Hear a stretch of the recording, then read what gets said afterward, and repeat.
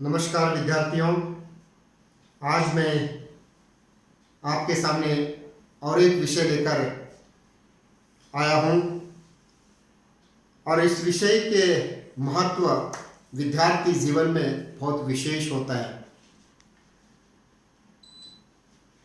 ये विषय ऐसा है जहाँ पर विद्यार्थियों का सर्वांगीण विकास होता है। ये विषय ही बहुत ही विशेष है जहाँ पर विद्यार्थियों के सपनों को पाला जाता है। विद्यार्थियों के सुंदर भविष्य का निर्माण इस विषय में ही क्या छुपा है। आप समझ गए होंगे ऐसी कौन सी क्या नई बात लेकर आए हैं।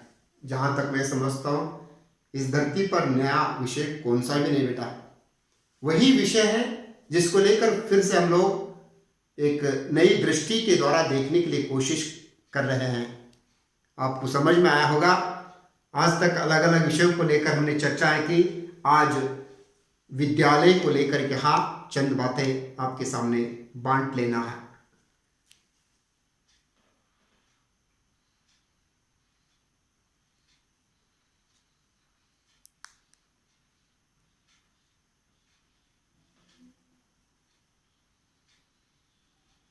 विद्यालय, विद्या प्लस आलय।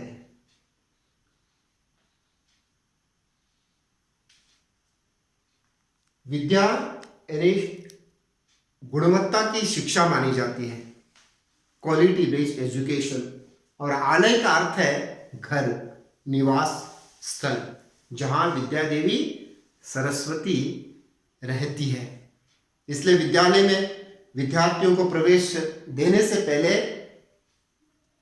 माता पिता बहुत ही सोच विचार करके किसी भी पाठशाला में अपने बच्चों को प्रवेश दिला देता है। और वहां पहुंचने के बाद गुरुजन विद्यालय में अपने विद्यार्थियों के भविष्य का निर्माण करने के लिए सबसे पहले सरस्वती विद्या देवी की आराधना करने के लिए सिखा सकते हैं। जहाँ पे कहा जाता है कि सरस्वती नमस्तुभ्यं वरदे कामरूपिणी, सरस्वती नमस्तुभ्यं वरदे कामरूपिणी, विद्यारंभं करिष्यामि सिद्धिर्भवतो मे सदा। हे सरस्वती, मैं आज अपने सामने बैठे हुए मेरे शिष्य का भविष्य बनाने के लिए प्रयत्न करने जा रहा हूँ, इसलिए उसे भी आशीर्वाद दे, मुझे भी आशीर्वाद दे। गुरु अपने विद्यार्थियों के विकास, जैसे हम कह सकते हैं कि विद्यार्थियों के विकास अलग अलग दृष्टि से होता है। सबसे पहले मानसिक विकास,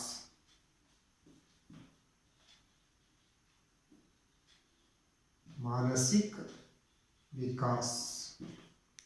जो विद्यार्थी पाठशाला में आता है सबसे पहले उसका मन सभी के साथ जुड़ जाता है। पाठ्यक्रम से बहुत कम सीखता है विद्यार्थी, अपने आसपास रहने वाले गुरुजनों को देखने से, कीन ऑब्जर्वेशन, बहुत कुछ सीख सकता है। विद्यालय में अनेक किताबें होती हैं, ग्रंथालय होता है, उनके आसपास शिक्षकों का एक बहुत बड़ा समूह रहता है, लेकिन सीखता वही है जो परमानेंट शिक्षा मानी जाती है। वो प्रयोगात्मक रूप से अपने गुरुजनों का व्यवहार कैसा है, इसलिए उसका मन अपने ही गुरुजी को देखने में, उनके विचार, उनके वेशभूषाएं, उनका व्यवहार, उनकी शैली, उनकी बातें बार बार समझने की कोशिश उसका मन करता है। दूसरा है बौद्धिक विकास।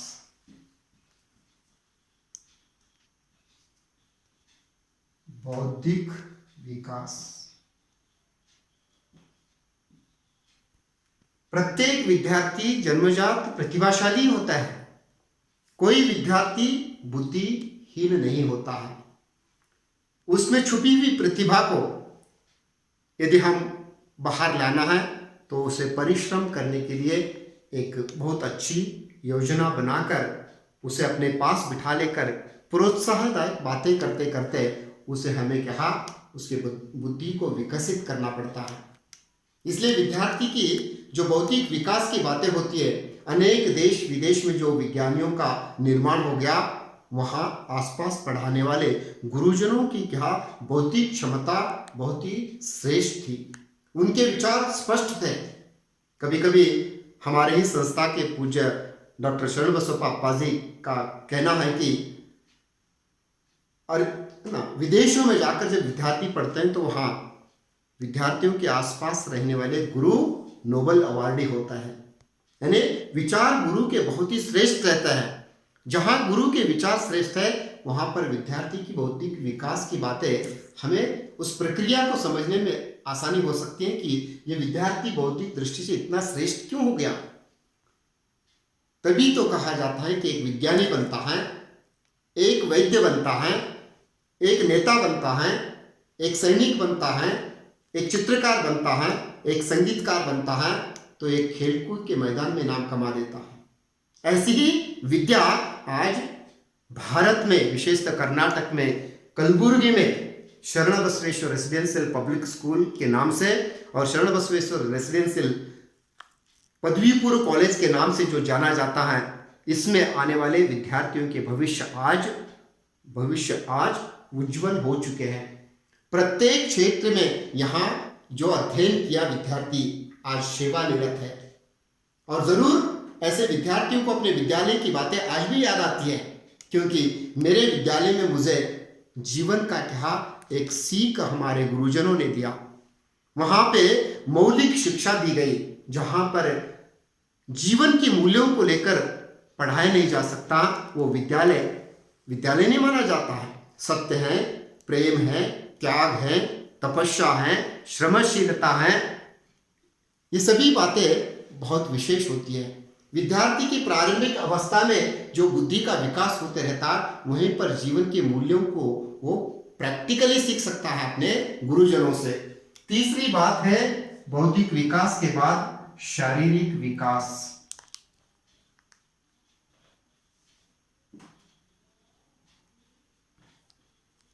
ये शारीरिक विकास तो क्या साधारणतः होते रहता है, लेकिन पौष्टिक आहार, स्वादिष्ट भोजन, व्यायाम, आयाम, आहार, विहार और विचार बोलते हैं।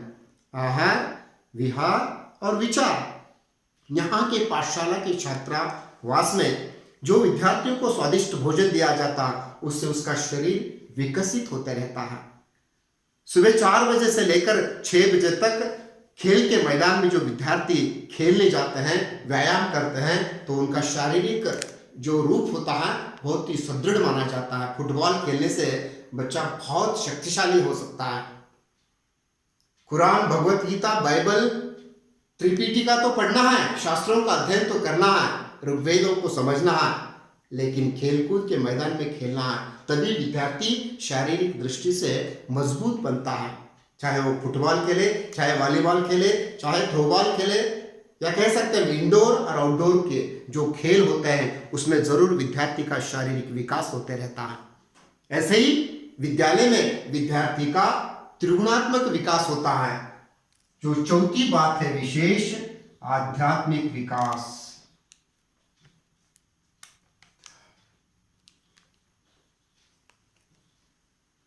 आध्यात्मिक विकास, यहाँ पर आने के बाद विद्यार्थी के ईश्वर कौन है, माता पिता कौन है, जीवन का लक्ष्य क्या है, कितने शास्त्रों का अध्ययन मुझे करना है और उस शास्त्र का सदुपयोग मुझे कैसे कर लेना है।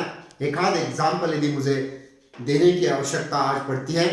जो गुरु अपने विद्यार्थियों को 25 साल तक अपने पास रख लेकर पढ़ाया, 25 साल पूरे हो गए, शिष्यों को अब क्या अपने ही प्रयोगात्मक जीवन में उतरना था, तो गुरुजी ने कहा नहीं बेटा, कल अंतिम परीक्षा होगी, कल अंतिम परीक्षा होगी। आज तक जो भी मैंने सिखाया ये तो आपने सीख लिया, लेकिन कल के परीक्षा में आपको उत्तीर्ण होना है, तैयार होकर आइए।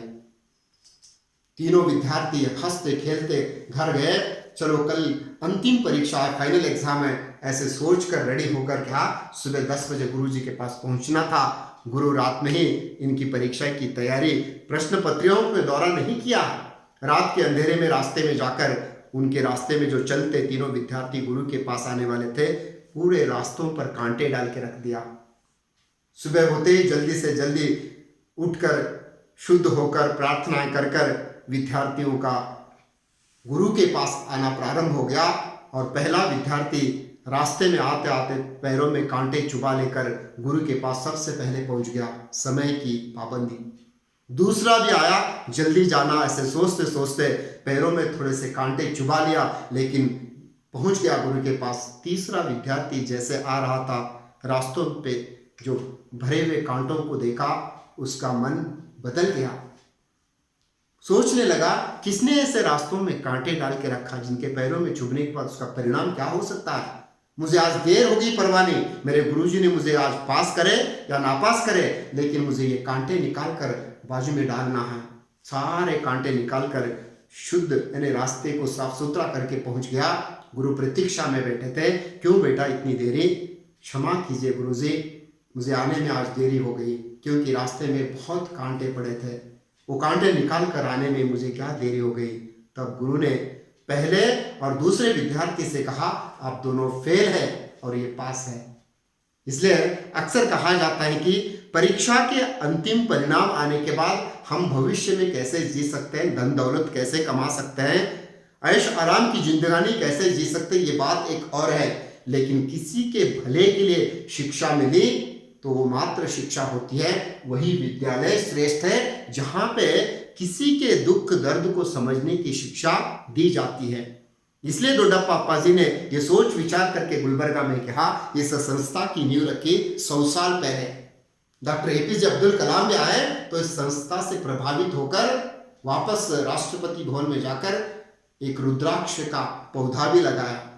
संतों का असर ऐसा होता है, जो संत यहाँ पे आए और यहाँ संतों के साथ मिलकर इस संस्था की कहा डिटेल में स्टडी करके पहुंच गए। एपीजे अब्दुल कलाम तो कहा, मैंने कभी नहीं देखा कि ऐसे भी विद्यालय देश विदेश में हो सकते हैं। और उन्होंने विशेषता बातें कहने के लिए कोशिश किया। ये दो मूर्तियां क्या हैं जो शरण बसवेश्वर की मूर्ति देखकर, ये गुरु और शिष्य है। मैं बहुत खुश हो गया, क्योंकि गुरु और शिष्य दोनों समान है। ऐसी एक शिक्षा संस्था की जो नीतियों को लेकर अप्पा जी ने SBR जो हम बोलते हैं आज SBR शरण Basaveshwar residential public school and college जो चल रहा है, किसके आधार पर? आज आराध्य देवता शरण बसवेश्वर के नामकरण पर इस संस्था की नीति को लेकर अप्पा जी ने संस्था को क्या बनाने की कोशिश किया, क्योंकि विद्यार्थियों का भविष्य उज्जवल हो। वो विद्यार्थी हमारे पास जो आता है, जो जीवन के संकटों में अपने विद्या की जो नीतियां होती है वो लेकर संकटों का सामना करे। जहां हमें संदर्भ बहुत कठिन आते हैं, आज का जमाना देख रहे हम लोग, कोविड-19 के बारे में विद्यार्थियों को हिम्मत है, आज भी उत्साह है हमारे विद्यार्थियों में, एक लगन है, एक प्रयत्नशीलता है, निराश नहीं है हमारे विद्यार्थी, खूब प्रयत्न कर रहे हैं। क्योंकि संकट के संदर्भ में जो विद्या हमें हाथ पकड़ती है वो मात्र विद्या श्रेष्ठ होती है। वो विद्या एक कवच के रूप में क्या हमें साथ देती है। इसलिए विद्यालय में आने वाले विद्यार्थियों की ये विकास जो होते हैं ना, आध्यात्मिक विकास बहुत विशेष होता है। पूजा प्रार्थना जो भी हम करते हैं, अलग अलग धर्म ग्रंथों को पढ़ते हैं, वहां पे एक ही संदेश है। कोई ग्रंथ पढ़िए, कोई ईश्वर बोलो, कोई अल्लाह बोलो, कोई राम बोलो, कोई रहीम बोलो, कोई बुद्धा बोलो, कोई भगवान जीसस बोलो, सभी का एक ही अर्थ है।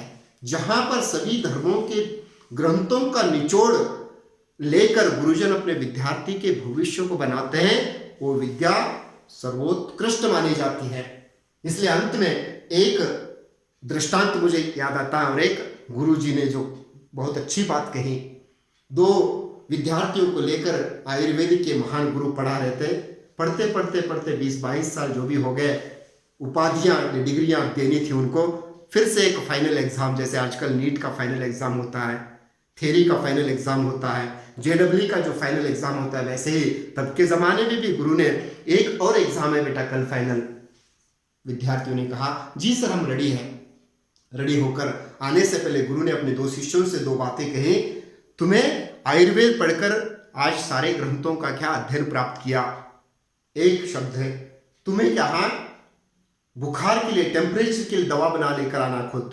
एक विद्यार्थी को गुरु ने कहा, जो तुम्हें बुखार बढ़ रही है उसके लिए दवा बना लेकर कल आना है, और तुम्हें जो चोट लगी, खून आया, उसके लिए दवा बना लेकर आना है। बहुत खुश हो गए, ये कौन सी बड़ी बात है सर, हम बना लेकर आएंगे। दोनों गए और जैसे ही वो दोनों रात भर बैठ के दवाइयाँ बना लेकर घर से सुबह निकले तो रास्ते में गुरु ने कहा, उनके लिए टेस्ट रखा था, पेपर नहीं, 2 मरीजों को तैयार करके रखा था। 1 किलोमीटर से पहले एक बुखार से बहुत ही पीड़ित एक मरीज रो रहा था, बोल रहा था कि मुझे हेल्प कीजिए, मुझे बचाइए, मुझे कोई दवा कीजिए। पहला वाला बुखार का जो भी है ना दवा इन्हें लेकर निकला, रास्ते में उस मरीज को नहीं देख पाया, वैसे ही उसको क्या नज़रअंदाज करके गुरु के पास पहुंच गया। गुरु ने कहा, लेकर आए क्या? हाँ सर, बनाया ना मैंने। दूसरा निकला जो चोट लगी, खून आ रहा था, हड्डियां टूटी थी, रास्ते में रो रहा था, वही दवा उसे क्या लगाकर उसका ट्रीटमेंट कंप्लीट करके लेट घर पहुंचा गुरुजी के। गुरुजी ने कहा, क्यों इतनी देर हो गई? गुरुजी माफ़ कीजिए, क्षमा कीजिए, मैं जिस दवा को बना लेकर निकला था, जो मेडिसिन मेरे हाथ में था, उसी के लिए मरीज रास्ते में तरस रहा था, इसलिए मैंने वो दवा उसके लिए प्रयोग किया, उसकी क्या देखभाल की मैंने, उसका जो भी दुख दर्द था मैंने कम करने के लिए कोशिश किया मैंने, माफ़ कीजिए। तब गुरुजी ने कहा, आज फाइनल एग्जाम में तू पास हो गया बेटा और ये फेल हो गया। ऐसी स्थिति आज भी है।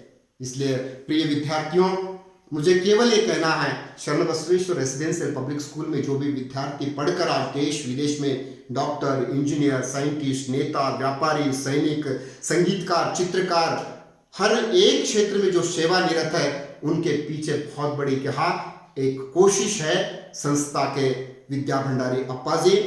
और सबसे बड़ी और एक बात है, इस SBR के बैकबोन के रूप में जो काम करते नहीं बल्कि सेवा करते हैं, रात और दिन केवल सपने देखते हैं, चिंतन करते हैं, विद्यार्थियों को एक बहुत ही गुणात्मक दृष्टि से मौलिक शिक्षा देना, उनके भविष्य की तैयारी में लगे रहना, उनका जो कुछ भी मन में भाव होता है उनको समझना, उनके साथ मिलजुल कर आगे बढ़ना, वो विद्यार्थी हमारे लिए सर्वस्व होता है। ऐसे विद्यार्थी को देवता के रूप में देखकर विद्यार्थियों के भविष्य के लिए जो निस्वार्थ की भावना से सेवा निरत है, वो हमारे प्राचार्य NS देवरकल सर है।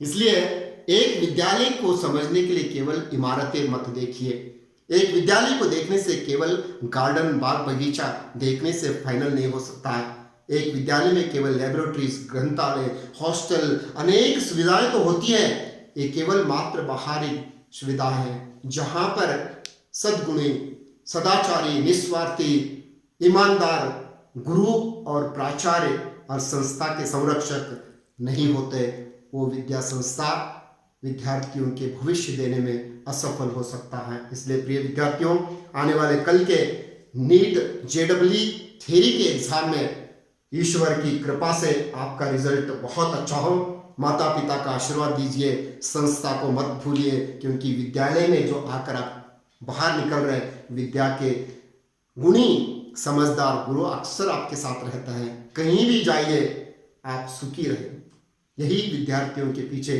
गुरु का आशीर्वाद रहता है। सर्वे जना सुखिनो भवन्तु। कहीं भी जाइए अव्वल दर्जे में रहिए, कहीं भी जाइए जो 2 दृष्टांत मैंने गुरु शिष्यों के समझाया मत भूलिए। आपकी शिक्षा किसी के लिए हेल्प होना, आपकी शिक्षा से कोई संतुष्ट होना, आपकी शिक्षा से कोई बहुत खुश होना, और हम केवल सेवा की दृष्टि से आगे बढ़ेंगे। धन अपने आप आता है, शिक्षा धन कमाने के लिए नहीं, शिक्षा सुकून पाने के लिए है। धन कितना भी कमाइए वो चोरी हो सकती है, विद्या कमाइए उसमें भाई भी हमें भाग नहीं पूछ सकते हैं। इसलिए वो विद्यालय श्रेष्ठ है जहाँ पे विद्या सर्वोत्कृष्ट होती है। आगे बढ़ो, हिम्मत रखिए, आत्मविश्वास के साथ आने वाली परीक्षाओं की तैयारी कीजिए, आपकी जीत होगी। धैर्यम सर्वत्र साधनम।